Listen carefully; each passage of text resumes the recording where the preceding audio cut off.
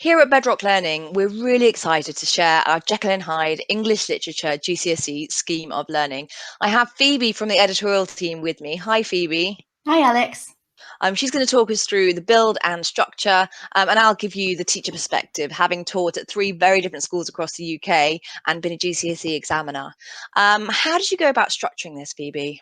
Sure. So it's comprised of 11 units altogether, one for each chapter of the novella and two for chapter 10, being that it's the most challenging and kind of dense chapter in the novella. So these units teach these key thematic and challenging terms in context. So if you take a look at chapter 8, for example, we've chosen terms like calamity and hysterical because that's the chapter with the climax of the novel in it. So students who understand this particular language will be better equipped to analyse that climax. And these archaic words have often tripped students up when it comes to the pre-1900s text.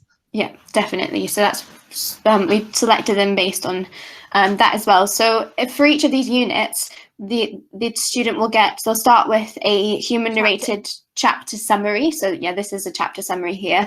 And in student-friendly conversational language, this addresses their knowledge of plot by just kind of breaking down the events in each chapter.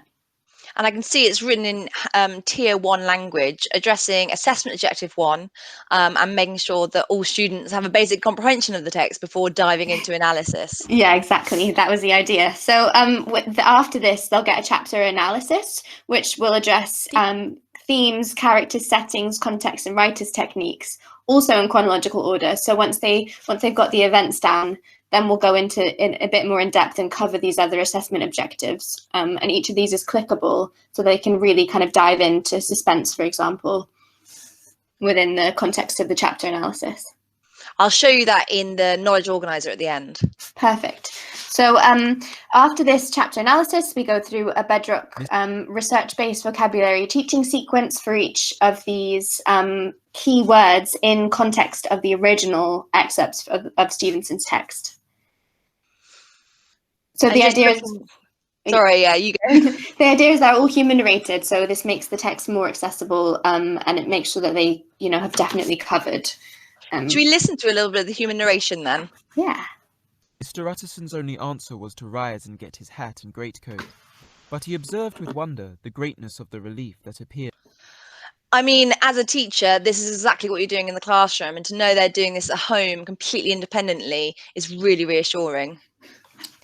So after this language lesson, and these language lessons are different because they're appended with analysis activities as well. So they'll go through the journey of a word, and at the end of it, they'll get these scaffolded analysis activities that are designed to both model and explicitly teach critical style and an approach to actually writing analysis responses with free writing activities as well. So this builds on the knowledge that they get at the chapter analysis at the start of the unit and make sure that they can actually talk about the effect of these kind of elements of the text.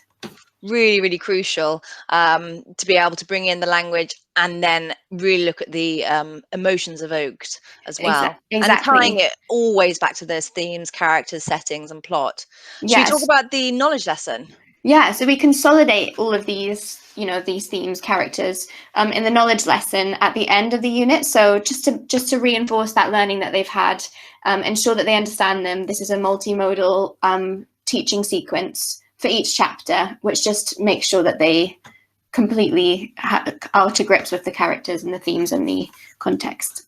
And knowing this is a closed book exam, it's really great to have those key quotations cropping up time and again. And I like also just looking, you do also refer back to other parts of the text as well, which often, because this is an extract question, students focus on the extract and forget to talk about the rest of the novella. So that's really good practice to get the students in.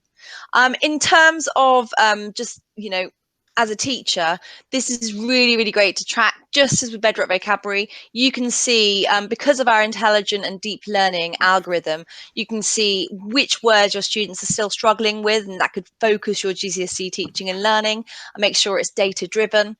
And also, that your students confidently understand these archaic terms and characters. And for the students and for parents, the knowledge organizer is, as always, invaluable. It's been really lovely talking to you, so Phoebe. Do you have anything to add about our Jekyll and Hyde scheme? No, I think that covers it for me. I'm really excited for it to be in the classrooms. I hope it's a big help to students studying their GCSEs.